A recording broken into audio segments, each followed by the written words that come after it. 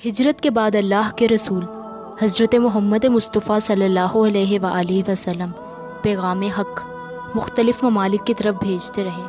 آپ کی سیرت، آپ کا اخلاق اور آپ کا طرز عمل دیکھ کے دن بدن لوگ اسلام قبول کر رہے تھے، یہ تسلیم کر رہے تھے کہ اس زمین پہ محمد مصطفیٰ سے بہتر کوئی نہیں۔ اگر یہ کہہ رہا ہے کہ یہ اللہ کا رسول ہے تو یقیناً یہ سچ ہے۔ اگر یہ کہہ رہا ہے کہ اللہ کے سوا کوئی عبادت کے لائق نہیں تو یقیناً یہ سچ ہے۔ نجران ایک علاقہ ہے یمن کے قریب کہ جہاں عیسائی بستے تھے اور وہاں کے لوگ با علم تھے۔ تو جب ان کے پاس پیغام حق پہنچا کہ محمد بن عبداللہ یہ دعویٰ کرتا ہے کہ وہ اللہ کا رسول ہے اور اللہ کا دین لے کے زمین پہ آیا ہے، لہٰذا انہوں نے رسول اللہ کا پیغام حق پڑھ کر ان کی نبوت کا انکار کر دیا اور کہا کہ پہلے ہم تصدیق کریں گے کہ جو نشانیاں ہماری کتابوں میں آخری نبی کی ہیں، پہلے ہم دیکھیں گے کہ وہ نشانیاں محمد بن عبداللہ میں ہیں بھی یا نہیں۔ تو بس نجران کے عالم مدینے کی طرف چل پڑے۔ ان کی کتابوں میں جو آخری نبی کی نشانیاں تھیں، ان میں پہلا شرط یہ تھا کہ آخری نبی سادگی پسند کرے گا، مہنگے لباس اور مہنگی نالائن نہیں پہنے گا۔ دوسرا شرط کہ وہ مہمان نواز ہوگا، دشمن بھی اس کے در پہ جائے گا تو وہ اس کو سینے سے لگائے گا۔ تیسرا، اس کا کوئی بادشاہ کی طرح محل نہیں ہوگا بلکہ وہ زمین پہ سوئے گا۔ اور چوتھا کہ اس کے گھر والے بھی اسی کی طرح سادگی اختیار کریں گے، ان کے گھر والوں کے لباس بھی جگہ جگہ سے سلے ہوئے ہوں گے۔ بس جیسے ہی اہل نجران مدینے پہنچے تو لوگوں سے پوچھنے لگے کہ کہاں ہے تمہارا بادشاہ محمد اور کہاں ہے اس کا محل؟ لوگوں نے کہا کہ محمد کا محل؟ وہ تو اللہ کے رسول ہیں، وہ تو غریبوں اور غلاموں کے ساتھ بیٹھتے ہیں، سادہ سے سادہ لباس پہنتے ہیں، وہ کسی محل میں نہیں رہتے۔ اگر محمد سے ملنا ہے تو جاؤ اللہ کے گھر میں، وہ لوگوں کو درس اخلاق دے رہے ہوں گے۔ اہل نجران حیرت سے ایک دوسرے کو دیکھنے لگے۔ بس چلتے چلتے جب مسجد نبوی پہنچے تو دیکھا کہ اللہ کا رسول لوگوں کی اصلاح فرما رہا ہے۔ ان کے چہرے پر وہ نور، ان کے کپڑے جو جگہ جگہ سے سلے ہوئے تھے، ان کی نالائن جس پہ کوئی جگہ ایسی نہ تھی جو صحیح و سالم ہو۔ غریب بھی اس کے پاس ایسے جا رہے ہیں جیسے اس کے دوست ہوں، وہ سب کو برابر رکھ رہے ہیں، نہ کسی کو کم نہ کسی کو زیادہ۔ اہل نجران والے حیرت سے ایک دوسرے کو دیکھنے لگے۔ وہ حیران ہو گئے کہ یہ تو وہی نشانیاں ہیں جو آخری پیغمبر کی تھیں۔ بس آپس میں بات کرنے لگے کہ اگر ہم جلد بازی میں تسلیم کر لیں گے تو ہمارے قبیلے والے ہم پر ہنسیں گے، آؤ پہلے اس سے بات کرتے ہیں۔ اور کہنے لگے کہ اے محمد، ہم نجران سے آئے ہیں اور ہم تمہیں نبی تسلیم نہیں کرتے۔ اللہ کے رسول نے جیسے ہی یہ سنا، ان کو پہلے سینے سے لگایا اور پھر اپنے ساتھ بٹھایا اور فرمایا، ہدایت اللہ کا انمول خزانہ ہے اور وہ جب چاہے جسے چاہے عطا کر دیتا ہے۔ وہ حیرت سے ایک دوسرے کو دیکھنے لگے کہ یہ اخلاق تو وہ آخری نبی کا ہے۔ انہوں نے بڑی غور و فکر کے بعد چند سوالات اللہ کے رسول سے پوچھے تو وہ کہنے لگے کہ آپ عیسیٰ مسیح کے لیے کیا سوچ رکھتے ہیں؟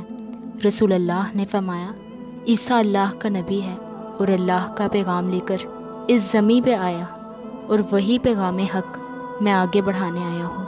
انہوں نے کہا کہ عیسیٰ اور اللہ کے نبی؟ عیسیٰ اللہ کے نبی نہیں ہیں، اللہ کے بیٹے ہیں، کیونکہ وہ بغیر باپ کے زمین پہ آئے تھے۔ اللہ کے رسول نے مسکرا کے فرمایا کہ اگر خدا کے بیٹے ہونے کا دلیل یہ ہے کہ جو بغیر باپ کے پیدا ہو اور وہ اللہ کا بیٹا ہے، تو اس سے پہلے تو آدم و حوا بغیر ماں باپ کے پیدا ہوئے، تو اس حساب سے تو اللہ کے پہلے بیٹے آدم ہوئے۔ اے شخص، یاد رکھو کہ جب چاہے جو چاہے وہ پروردگار وہ سب کر سکتا ہے، نہ وہ کسی کا باپ ہے نہ کسی کا بیٹا، وہ واحد ہے، وہ لا شریک ہے۔ بس بحث چلتی رہی یہاں تک کہ 3 دن گزر گئے اور اللہ کے رسول مختلف دلائل پیش کرنے لگے، لیکن اہل نجران کے جو عالم تھے انہوں نے کہا کہ نہیں، پہلے عیسیٰ کو اللہ کا بیٹا مانو، اس کے بعد ہم تمہیں نبی مانیں گے۔ جب بات یہاں تک پہنچی تو سورہ آل عمران کی اس آیت کا نزول ہو گیا کہ اے رسول، اگر حق واضح کرنے کے بعد بھی یہ تسلیم نہ کریں تو کہہ دو کہ یہ اپنے بچے لائیں اور ہم اپنے بچے لائیں گے، یہ اپنی عورتیں لائیں ہم اپنی عورتیں لائیں گے، یہ اپنے مرد لائیں ہم اپنے مرد لائیں گے، پھر جو جھوٹا ہوگا اللہ اس پہ لعنت کرے گا۔ بس اہل نجران والے ہنسنے لگے کہ جو یہاں عالم موجود ہے، کسی نے 70 سال عبادت کی، کسی نے 100 سال عبادت کی ہے، ہم کل سب مل کر تمہارے نبی کے لیے بد دعا کریں گے۔ اے لوگو، اپنے نبی کو سمجھاؤ ورنہ وہ بد دعا سے نیست و نابود ہو جائے گا۔ اللہ کے رسول نے فرمایا کہ اللہ جو چاہے اسے کوئی روک نہیں سکتا۔